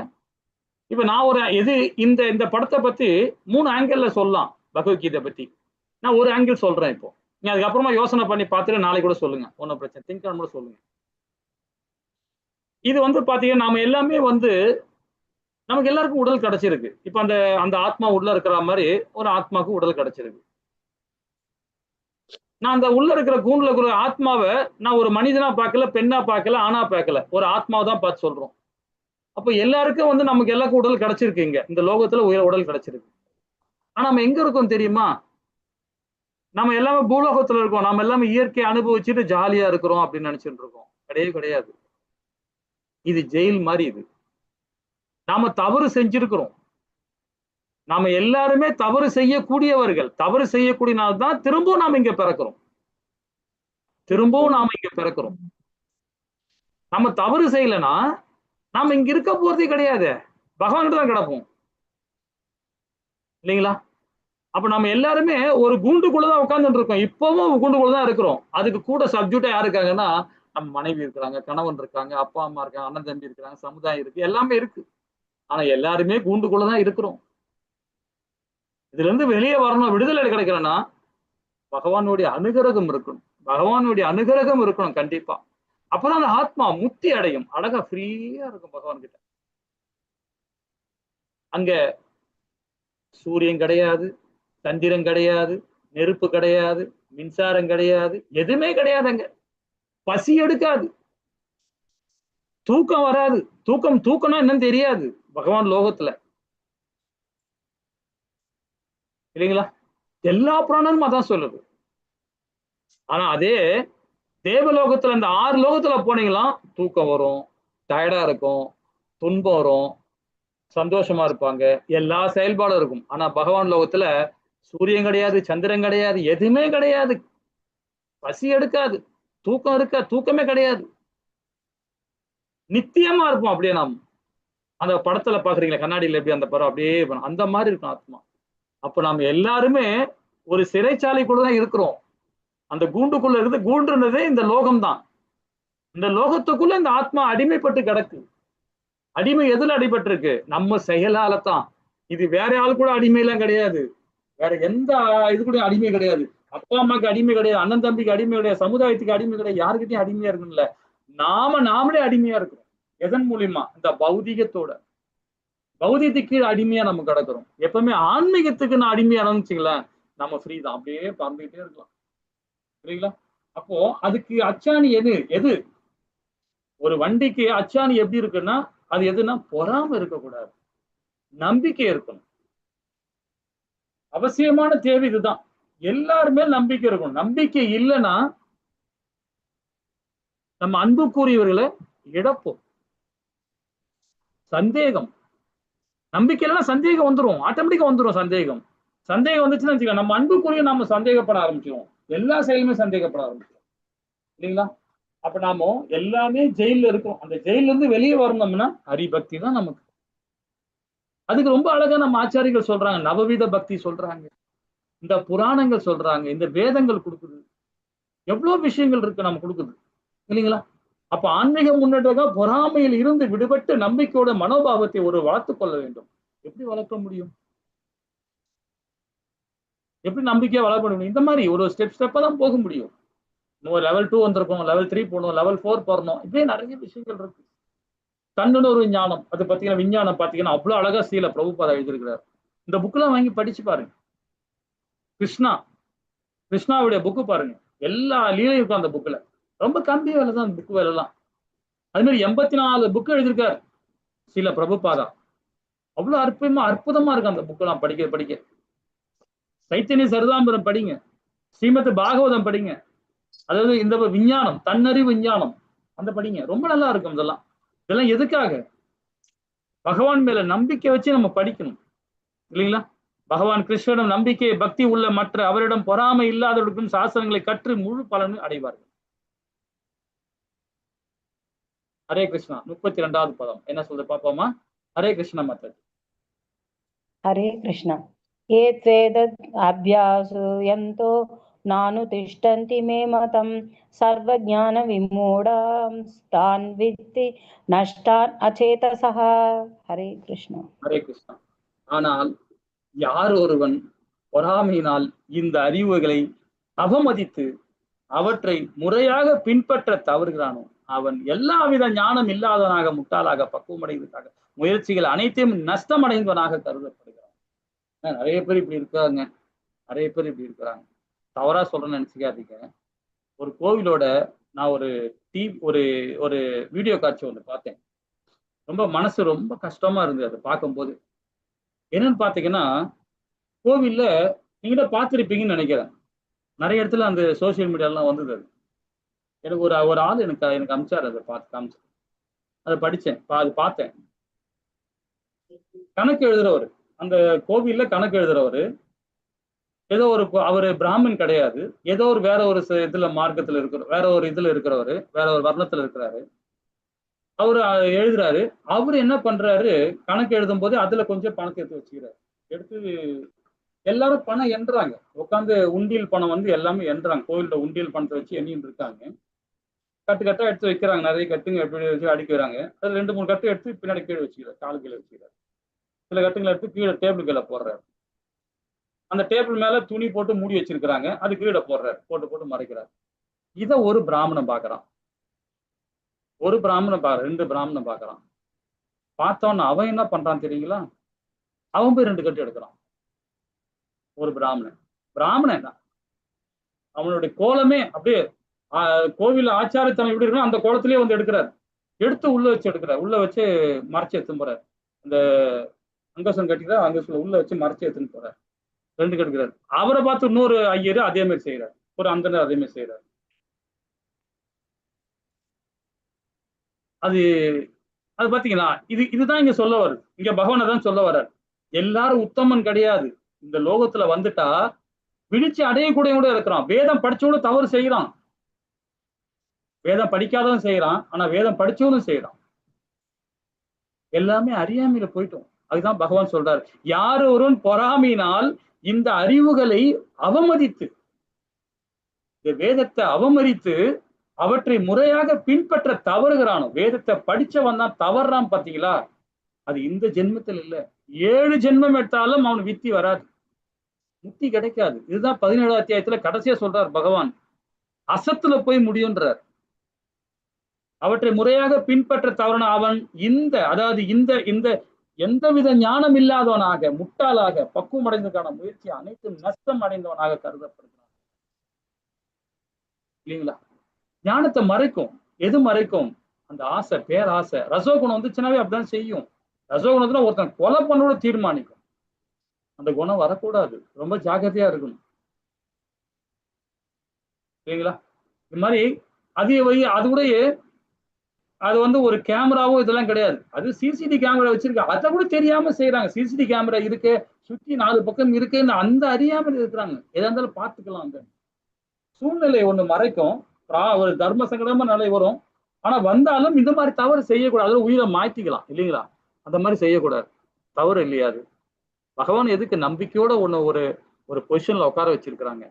ஒரு உடல் கொடுத்திருக்கார், ஒரு பொசிஷனை கொடுத்திருக்கிறார், ஒரு நற்கதி அடையணும் அப்படின்னு கொடுத்திருக்கிறார். சோ அதெல்லாம் நாம ரொம்ப உஷாரா இருக்கணும். ஆனா கோவில்ல வேலை செய்யறவங்க நிறைய பேர் தப்பு பண்றாங்க, இல்லைன்னு சொல்லல. ஏகப்பட்ட பேர் தப்பு பண்றாங்க. இல்லைங்களா? ஆனா பகவான் பார்த்துதான் இருக்கிறார், எல்லாத்தையும் பார்த்துதான் இருக்கிறார். பார்த்துனா அவர் எல்லாருக்குள்ளயும் இருக்கிறார். அவன் கர்மா அவன் காலத்தம்மன்னு அணை வைப்பான். இல்லைங்களா? ஆனா வேதம் படிச்சவங்க நாம யாருமே அந்த மாதிரி செய்யக்கூடாது, நினைக்க கூடாது. இல்லைங்களா? ஹரே கிருஷ்ணா. இதுல அதுதான் சொல்ற. அதுலயும் இந்த பகவத்கீதையிலேயே ரொம்ப அழகா சொல்ற. அது எல்லாமே அசத்துலதான் முடியுன்றார். இல்லைங்களா? ஹரே கிருஷ்ணா. 33வது பதம் என்ன சொல்றாரு பாப்போமா? ஹரே கிருஷ்ணா. हरे कृष्ण। सदृशं चेष्टते सव्याः प्रकृते ज्ञानवान् अपि प्रकृतिं यान्ति भूतानि निग्रह किं करिष्यति। हरे कृष्ण। ஹரே கிருஷ்ண மாதா. ஒவ்வொருவரும் முக்குணங்கள் இருந்து பெறப்பட்ட இயற்கை பின்பற்றுவதால் அறிவு சான்றார் ஞானியும் தனது சுய இயற்கையின்படியும் செயல்படுகிறான். அடக்குமுறையால் இதனை சாதிக்க முடியுமா? ஒவ்வொருடைய முக்குணங்கள் இருக்கு. இப்ப அந்த முக்குணங்கள் சார்ந்துதான் அந்த ஞானத்தை மறைக்கும். இப்ப நம்ம சத்துவ குணம் சொல்றோம், தெளிவு, அந்த குணம் வந்து தெளிவான குணம் சத்துவ குணம். அது ரசோகுணம் பதட்டமா இருக்கும், பேராசை பதட்டமா இருக்கும். தமோ குணம் மயக்கத்திலே இருப்பார் இல்லைங்களா? அப்ப தெளிவுன்றது சத்துவ குணம் தான். தெளிவு இருந்தாலும் ஞானத்தாலையும் இன்பத்தாலையும் பந்தப்பட்டிருக்காரு. அதனால்தான் அந்த குணத்துல இருக்கிறனால்தான் அவரு முக்தி கிடைக்க மாட்டேங்குது. ஆனா அவர் என்ன பண்ணுவாரு? ஸ்ரீமத் பாகவதம், ஸ்ரீமத் பகவத்கீதை, 18 புராணங்கள், ஒரு பிராமணரா பிறந்திருப்பார், எல்லா விதமான செயல்பாடும் பண்ணுவார். ஆனா அந்த குணத்துக்குள்ளேதான் இருப்பார். திரும்ப திரும்ப இங்கதான் வருவார். அதுதான் சார், ஒவ்வொருவரும் அந்த முக்குணங்களிலிருந்து பெறப்பட்ட இயற்கையை பின்பற்றுவதால், அந்த முக்குணங்களும் இருக்கக்கூடாது, அதுல இருந்து வெளியே வந்துடணும், சுத்த சத்துவத்துல செயல்படணும் இல்லைங்களா? அறிவு சான்ற ஞானியும் தனது சுய இயற்கையின்படி செயல்படுகிறான். சுய இயற்கைன்னா என்ன பாருங்க. சுய இயற்கை அடக்குமுறையில எதையும் சாதிக்க முடியுமா? கொஸ்டின் வைக்கிறார் பகவான். இங்க அதுக்கு விளக்கம் கொடுக்குறாரு பாருங்க. நம்ம ஸ்ரீல பிரபுபாதா என்னமா விளக்கம் கொடுக்குறாரு பாருங்க. பொறாமை மனப்பான்மை கொண்ட, இந்த படத்துல பாக்குறீங்க, 2 மாதாஜி நிக்கிறாங்க. ஒரு மாதாஜி கையில நல்ல அழகான செடி இருக்கு, இன்னொரு மாதாஜியில வாடி போன செடி இருக்கு. அது பொறாமை. அது இயல்பா நமக்கு எல்லாருக்கும் வரும் இல்லைங்களா? ஒரு மாமி பட்டுக்கடை நல்ல பட்டுப்படை கட்டி போனா உடனே பார்ப்பாங்க, ஆஹா இந்த மாமி இந்த சூப்பர் பட்டுப்படை கட்டுக்காங்க, நமக்கு இந்த பட்டுப்படை இல்லையான்னு. பொறாமை தான் அது இல்லைங்களா? அது இயற்கையா சாதாரணமா வரும். ஆனா அது எங்க? அதுதான் ஆரம்பம். ஆரம்பிக்கிறது தான் எடுத்துக்காட்டு இல்லையா? வழி நம்ம எப்படி எடுக்கணும்னு எடுத்துக்காட்டு அப்படி இருக்கக்கூடாது இல்லையா? அப்ப பொறாமை மனப்பான்மை கொண்ட. அதே மாதிரி உண்மை ஞானம் இல்லாதவனுக்கு, கீதையை பத்தி ஞானம் இல்லாதவனுக்கு, வேதங்கள ஞானம் இல்லாதவங்களுக்கு, அதே மாதிரி பக்குவம் அடைவதற்கு கதியே இல்லை. பக்குவம் அடைவதற்கு கதியே இல்லாம இருக்கிறதுக்கு ஒவ்வொருவரும் அவரவர் சுய இயற்கையின்படி செயல்படுகின்றனர். அவரவர் சுய இயற்கையோடு செயல்படுகின்றனர். அவரவர் செயல்படணும்னா நம்ம அதையும் பகவான் சொல்றார். நம்ம எல்லாருமே வந்து சுயமா சிந்திச்சு செயல்படும் போது பாத்தீங்கன்னா, பௌதிக ஞானத்தோட சிந்திச்சு செயல்படக்கூடாது, ஆன்மீக ஞானத்தோட செயல்படணும். அந்த ஞானத்தை தான் சுய புத்தியா செயல்படணும். ஆனா நம்ம அது எதுவுமே செயல்படாம பௌதிகத்துல பந்தப்பட்ட வாழ்க்கையை வாழ்ந்து அதை சுயமா சிந்திச்சு செயல்படுறேன் அப்படின்னா அது பந்தப்பட்டு தான் போவாங்க இல்லைங்களா?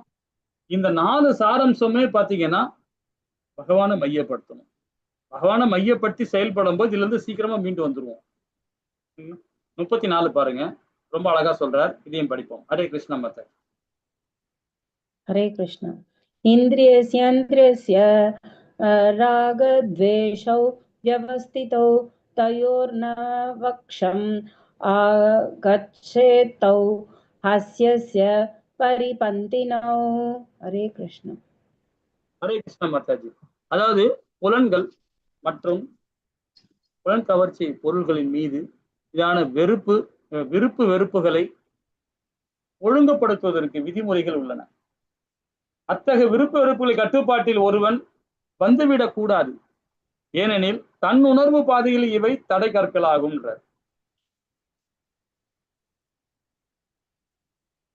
இல்லைங்களா? இப்ப பாத்தீங்கன்னா அதுக்கு உதாரணம் கொடுக்குறாங்க பாருங்க நம்ம ஆச்சாரிகள்.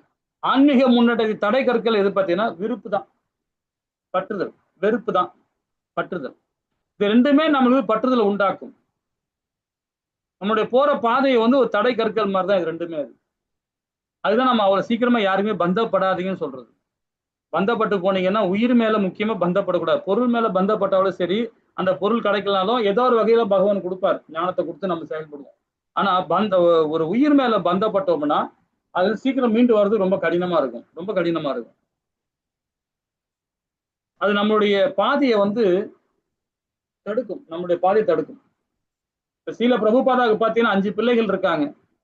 5 பிள்ளைகளை விட்டுட்டு சன்னியாசி எடுத்துக்கிட்டார். எத்தனை வயசுல எடுத்துக்கிட்டாரு பாருங்க. தன்னுடைய பிள்ளைகள் தன்னுடைய தாயை காப்பாற்றுற அளவுக்கு பக்குவம் அடைஞ்ச பிறகுதான் அவர் சன்னியாசி எடுத்துக்கிறார். சன்னியாசி எடுத்துக்கிட்டு எத்தனை வருஷம் பொறுத்து அவரு ஃபாரின் வெளிநாட்டு கிளம்புறாரு பாருங்க. அவரு குரு சொன்னது பண்ணு எடுத்துக்கிட்டு அவர் வந்து அந்த பிரச்சாரம் பண்ண போறார், பகவத்கீதை பிரச்சாரம் பண்ண போறார். 1896 போனவர் 65 இப்ப இங்கிருந்து கிளம்புறார், டெல்லிக்கு மும்பைல இருந்து கிளம்புறார் இல்லைங்களா. எது சொல்ல வரேன்னா, தன் பிள்ளைகள் மேலையும் மனைவி மேலையும் சமுதாயத்து மேலையும் அதிகமான பற்று வரும்போது பாத்தீங்கன்னா நம்மளுடைய ஆத்மாவை வந்து சரியான பாதையில கொண்டு போக முடியாது. இது திரும்பவும் சொல்றேன், உங்களை நான் ப்ரெஷர் கொடுக்கணும்னு நினைக்காதீங்க. கீதையில என்ன சொல்லப்படுது அதை சொல்றோம், இதுதான். ஆனா நீங்க அது வந்து அதை புரிஞ்சுக்கிட்டு பக்குவம் அடைஞ்சு எந்த வயசுல நீங்க அந்த அந்த இந்த மாதிரி கோலத்துக்கு வரலான்றதை நீங்க தான் தீர்மானிக்கணும். நான் யாருமே வற்புறுத்தல, கீதையில என்ன சொல்லப்பட்டது அதை சொல்றோம். ஆனா எல்லாருமே வந்து 50 வயசுக்கு அப்புறமா இந்த கோலத்துக்கு வர்றது அதி உத்தமம். உங்க சமுதாயத்தை அடுத்த ஜெனரேஷனை நல்வழி கொண்டு போறோம்னா இந்த கோலம் நீங்க வரணும், எல்லாருமே வரணும். இதுதான் கீதை சொல்லுது. அது எப்படி வரும்? பகவானோட அனுகிரகம் இருக்கணும். அது கூட பகவானோட அனுகிரகம் இருந்தாதான் இதை போட முடியும், இதை வைக்க முடியும் இல்லைங்களா. 24 மணி நேரம் இருக்கும் எனக்கு. இது ஒரு நிமிஷம் கூட கலைஞ்சா நான் விட மாட்டேன். உடனே ஃபேஸ் வாஷ் பண்ணி உடனே குளிப்பேன், உடனே நெத்தியில போடுவேன். 12 இடத்துல நாமம் இருக்கும், இல்லாம இருக்காது. சில பேர் நீர் நாமம் இடுவாங்க, நீர் நாமம் நான் இடவே மாட்டேன். எனக்கு எங்க பார்த்தா எல்லாம் ஃபாரின் போனாலும் சரி, எங்க போனாலும் சரி, இந்த நாமத்தோடு இல்லாம நான் போக மாட்டேன்.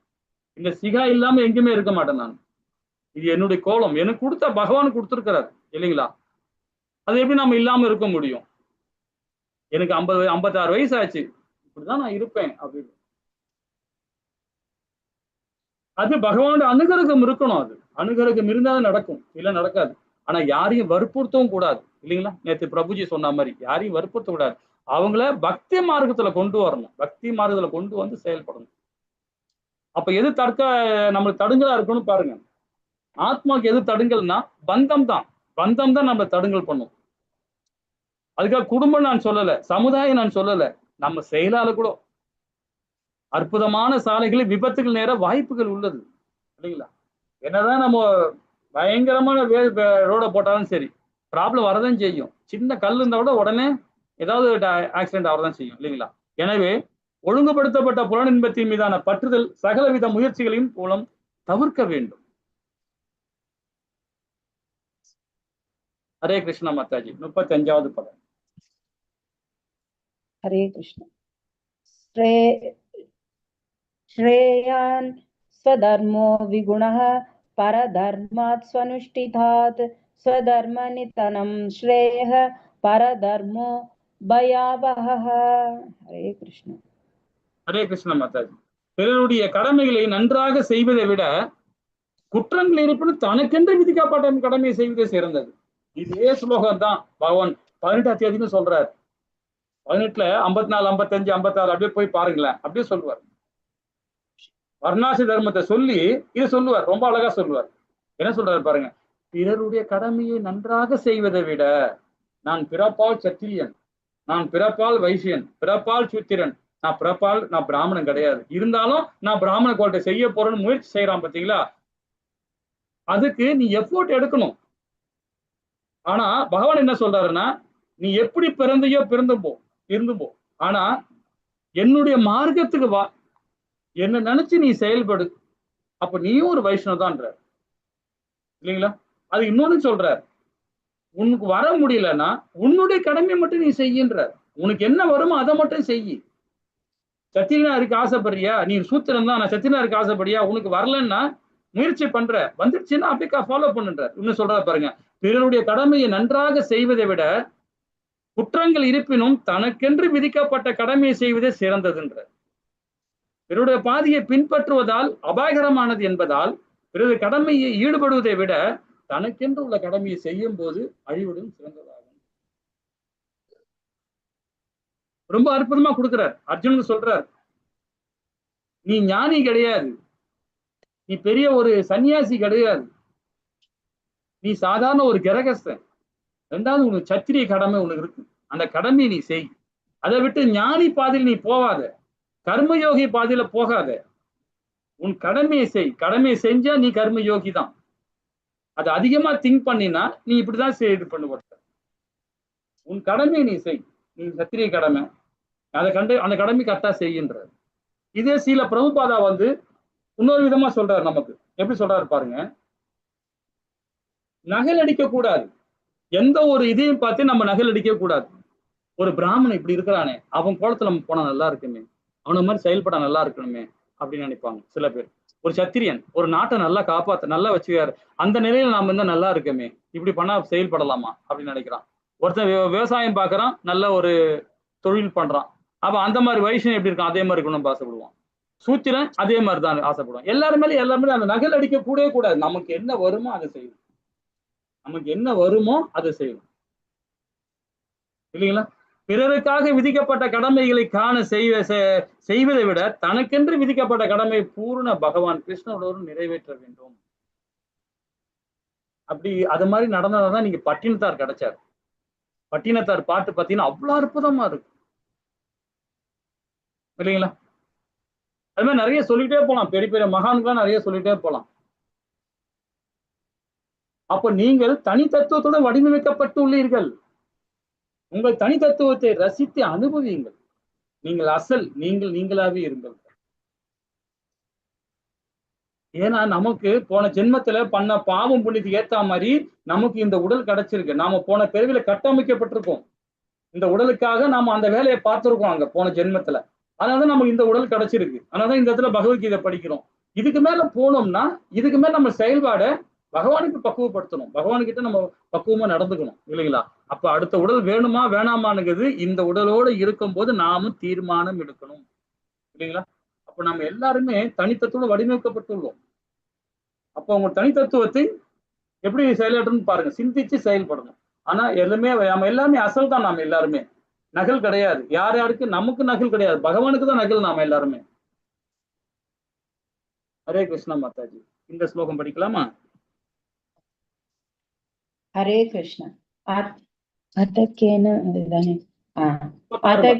प्रत्युक्तोऽयं पापं चरति पुरुषः अनिच्छन्नपि वार्ष्णेयं बलादिव नियोजितः। हरे कृष्ण। ஹரே கிருஷ்ணா மாதாஜி. ஹரே கிருஷ்ணா. அர்ஜுனன் கூறினான், உலகவரே, விருப்பம் இல்லாவிட்டாலும் பலவந்தமாக ஈடுபடுத்துவது போல ஒருவன் பாவகாரியங்கள் செய்வது எதனால் தூண்டப்படுகிறான்? அர்ஜுனன் ரொம்ப அழகா கேட்கிறான். விருப்பம் இல்லை, நான் போர் சண்டை போட மாட்டேன்னு நான் சொல்றேன், விருப்பம் இல்லை, ஏன் என்ன பலவந்தமாக ஈடுபடுத்துவது போல ஒருவன் பாவகாரியங்கள் செய்ய எதனால் தூண்டுகிறான்? இப்ப பாத்தீங்கன்னா ஒரு குடும்பத்தை நாம சித்திரவதை பண்ணணும், நம்ம எண்ணம் கிடையாது, நம்ம சூழ்நிலைக்கு ஏற்ற மாதிரி அந்த செயல் செய்யறோம். அது எதனால தூண்டுது? பாவகாரியம். அதாவது மோகம், காமம், கோபம், அந்த அதாவது உரிமை உணர்வோட நம்ம நினைக்கிறோம், இவன் எனக்கு அடிமை, நான் சொல்றதான் இவன் கேட்கணும், அந்த மாதிரி அந்த உரிமை உணர்வோட பண்ணிருந்தான். அப்போ பாத்தீங்கன்னா மோகம் வந்துடுச்சு. மோகம் வந்தோட காமம் வந்து போச்சு இல்லைங்களா? இதுக்கு எல்லாத்தையுமே சாராம்சம் என்ன? காமம் தான். இதுக்கு எல்லாமே சேர்ந்து காமம் தான். அப்ப என்ன? பற்றுதல். அதுதான் அர்ஜுனன் ரொம்ப அழகா கேட்கிறான் இல்லைங்களா? அப்போ ஒருவனை பாவம் செய்ய தூண்டும் அந்த கண்ணுக்கு தெரியாத சக்தி எதுன்னு கேட்கிறான் அர்ஜுன். உயிர்வாழின் உண்மை இயற்கை, அதாவது தூய மற்றும் களங்கமற்றவன். எல்லா உயிர்வாழியும் அப்படிதான் பிறக்கும் போது, எல்லா உயிர்வாழியும் அப்படிதான் பிறக்குது இல்லைங்களா? ஆனா பக்குவம் அடைய சரியான வளர்ச்சி இல்லாம, சரியான பக்குவம் இல்லாம வளருதுன்னா சரியான வழிகாட்டுதல் இல்லை, குழந்தைகளுக்கு வழிகாட்டுதல் இல்லை. அதனால களங்கம் அடையுது. ஜட இயற்கையின் தொடர்பு கொள்ளும் பொழுது கடமைகளை விட்டு பாவம் செய்ய விடுகிறான். இப்போ சரியான பாதையை கொண்டு போற கடமை நாம தான் இருக்கு இல்லைங்களா? ஹரே கிருஷ்ணா. 37வது பதம். हरे कृष्ण। श्री भगवानुवाच काम एष क्रोध एष रजो गुण समुद्भवः महाशनो महापाप्मा विद्येन मिह वैरिणम्। हरे कृष्ण। ஹரே கிருஷ்ணா மாதாஜி. இந்த ஸ்லோகம் பாருங்க, ரொம்ப பக்குவமா சொல்லுது. பகவான் சொல்றாரு, அவங்க அர்ஜுனன் கேட்ட கேள்விக்கு பாருங்க. ஒரு கேள்விதான் கேட்டான் அர்ஜுனன், புடிச்சுக்கினாரு பகவான். வாடா நெய்னா புடிச்சுக்கிட்டான், வாடா அப்படின்னு சொல்லிட்டு புரியுறாரு. என்ன சொல்ற பாரு, புருஷோத்தரமான முழுமுழு கடவுள் கூறினார், அர்ஜுனா, காமமே இதற்கு காரணம். ரஜோகுணத்தில் உற்பத்தியாகி பின்னர் கோபமாக உருவெடுக்கும் இது இவ்வுலகில் எல்லாவற்றையும் அழிக்கும் பாவகரமான விரோதியாகின்றார். ரஜோகுணம் பேராச குணம்.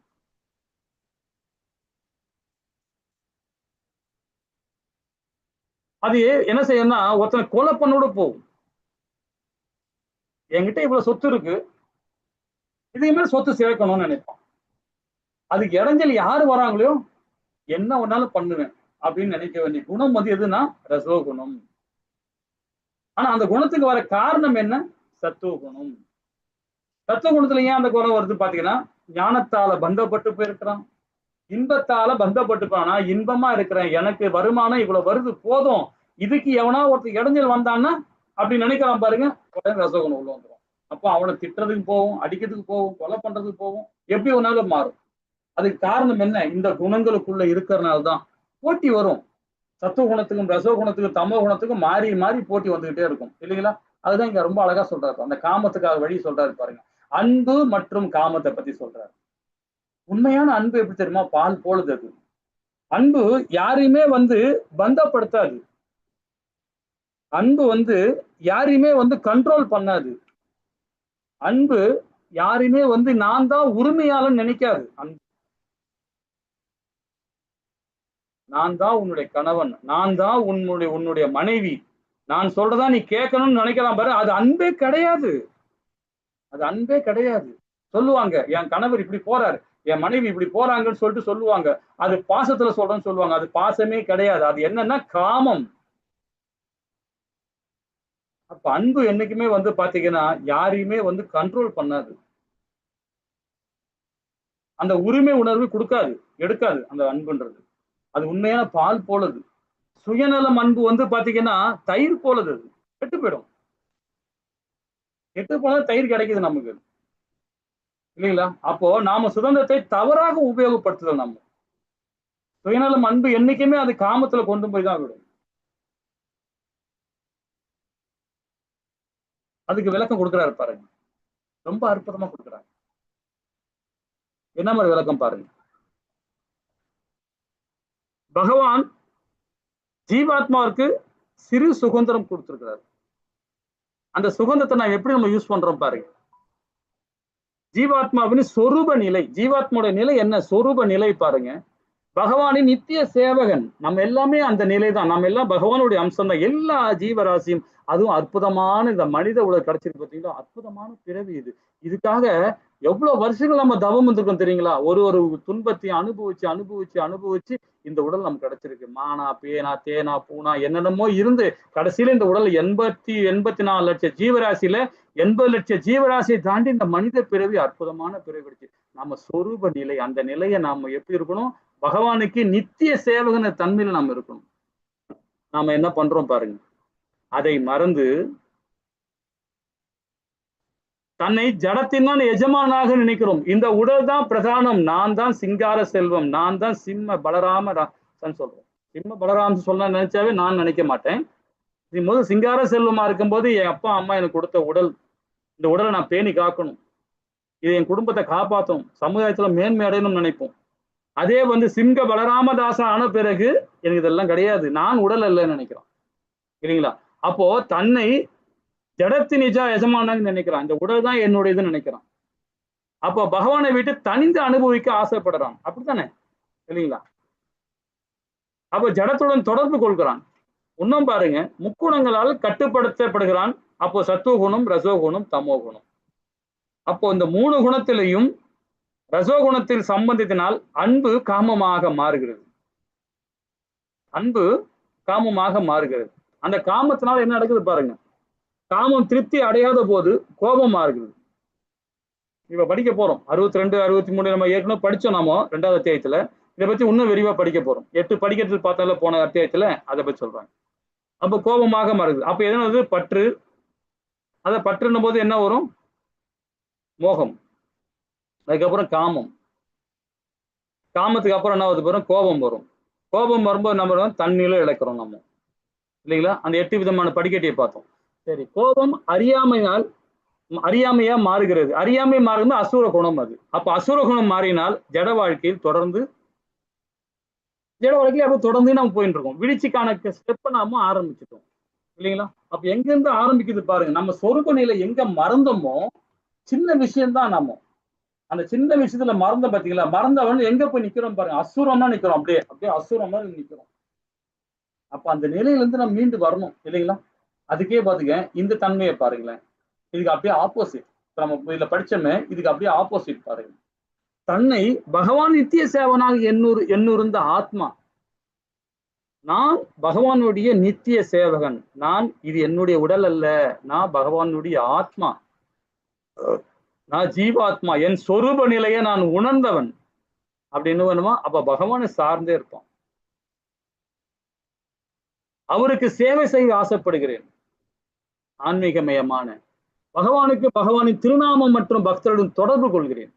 பக்தர்கள் சங்கம் பகவான்கிட்ட தொடர்பு வச்சிருக்கான், பகவான்கிட்ட உறவு முறை வச்சிருக்கிறான், பகவானிடம் சரணடைதல், அவர் அருளால் முக்குணங்கள் கட்டுப்பாட்டு இருந்து விடுதலை கிடைக்குது. நமக்கு சத்துவகுணம் தான் நல்லதுன்றார் பகவான், தப்பு இல்லைன்றாரு. ஆனா அந்த குணத்துல இருந்து மேல வரணும்ன்ற அதுக்குள்ள அறிகுறி எல்லாம் 14 அத்தியாயத்தை சொல்லுவார், விவரமா சொல்லுவார் பகவான். உணர்ச்சியால, நடத்தையால, சொல்லால, வாக்கால, இதெல்லாம் நம்ம அங்கெல்லாம் மாறுறோம். நம்ம அதெல்லாம் 14 அத்தியாயத்தை விரிவா படிப்போம். அப்போ அந்த அந்த முக்குணங்கள் கட்டுப்படுத்துறார் பகவான் நம்மள, அதுல இருந்து விடுதலை கொடுக்கிறார். அப்ப பகவானை சேவை செய்து புலன்கள், மனது மற்றும் அனைத்தையும் பகவானின் சேவையில் ஈடுபடுத்துகிறது. அப்ப இறைவனின் அன்பு கொள்கிறது.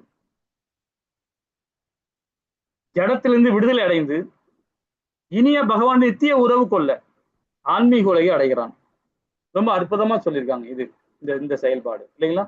அப்ப பகவானுடைய நித்தியமான வாசத்துக்கு நம்ம போனோம்னா பகவான் சார்ந்து இருக்கணும். உட்கார்ந்தாலும், நின்னாலும், படுத்தாலும், தூங்கினாலும், எழுந்தாலும், ஓடினாலும் பகவானு நினைச்சு நம்ம செயல்படணும். இது ரெண்டும் ஒண்ணுதான். அதை நம்ம படிச்சதுதான். இப்போ தனித்தனியா போட்டு இது பண்ணிருக்கோம், ஒன்னா வச்சு போட்டிருக்கோம். ஓகேங்களா? இது ஒரு ஸ்கிரீன்ஷாட்டும் எடுத்து பொறுமையோட பாருங்க. ஹரே கிருஷ்ணா. சரி, கட்டுண்ட ஆத்மாக்கள் தங்களது காம ஆசைகளை பூர்த்தி செய்து கொள்ளவும் தங்களது உண்மையான நிலையை பற்றி கேள்வி கேட்டு அறிந்து கொள்வதற்கும் வசதி செய்வதற்காக இந்த ஜட உலகம் பகவானால் படைக்கப்பட்டுள்ளது. கேட்டாரு, எனக்கு ஏன் இவ்வளவு கஷ்டத்தை கொடுக்குறாரு? அவரால் முடிஞ்ச என்னை நற்கதி அடைய முடிய முடியலையான்னு. அப்ப நீ என்ன செய்ய வந்திருக்கிற? அப்ப என்ன செய்யற நீ? இல்லைங்களா? அந்த யதார்த்தமான கேள்வி கேட்கிறாரு. ஆனா அந்த அவரு கஷ்டப்படாம பகவானுக்கிட்ட போகணும்னு நினைக்கிறாரு. கீதையை உள்வாங்கி நம்ம செயல்பாடு மாத்தணும் இல்லைங்களா? அப்போ பந்தத்திலிருந்து விடுபடுங்கள், மிக பெரிய எதிரியை வெல்லுங்கள், எளிய பகவான் கிருஷ்ணர் உணர்வில் மூலமாக உங்கள் எதிர்மறையை பலமாற்றுங்கள். கீதையை உபதேசம் பண்ணலாம், கீதையை மற்றவங்களுக்கு தானம் கொடுக்கலாம், ஹரே கிருஷ்ணா மகாமந்திரம் சொல்லலாம், இந்த நாம சங்கீதத்துல கலந்துக்கலாம் இல்லைங்களா? அப்போ வாழ்க்கைக்கான பாடம் பண்ண அனைத்தையுமே எனக்காக விரும்புதல் அப்படிங்கிற நம்ம விடுச்சி அடைவோம். இதே பகவானுக்கு இறை அன்போடு இருந்தோம்னா அனைத்தும் பகவான் கிருஷ்ணருக்கே அப்படி விரும்பிட்டு வச்சுக்கலாம். கண்டிப்பா நமக்கு முக்தி தான். செயல்பாடு மாறி மாறி வரக்கூடாது, மாறி மாறி போகவே கூடாது, அந்த புத்திக்கே போகக்கூடாது இல்லைங்களா? ஹரே கிருஷ்ணா. இனி காமத்தை பற்றி தான் படிக்க போறோம். இதை திங்கட்கிழமை மணிக்கு படிக்கலாம். இப்போ டைம் ஆயிடுச்சு, ரெஸ்ட் எடுக்க வேண்டியதுக்கு. ஹரே கிருஷ்ணா. இது நம்ம திங்கட்கிழமை இந்த இதை படிக்கலாம். காமத்தை பத்தி ரொம்ப அழகா முடிக்க போறோம். இந்த நம்ம ஒரு 2 நாள்ல முடிச்சிருவோம் இந்த அத்தியாயத்தை. 4ஆம் அத்தியாயத்துக்கு போவோம் அத்தியாயத்துல. ஹரே கிருஷ்ணா. வாஞ்ச கல்பத்ராய கிருப சிந்து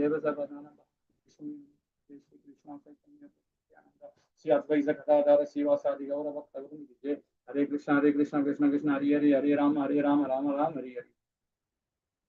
ஏதாவது டவுட் இருந்தா கேட்கலாம். ஹரே கிருஷ்ணா.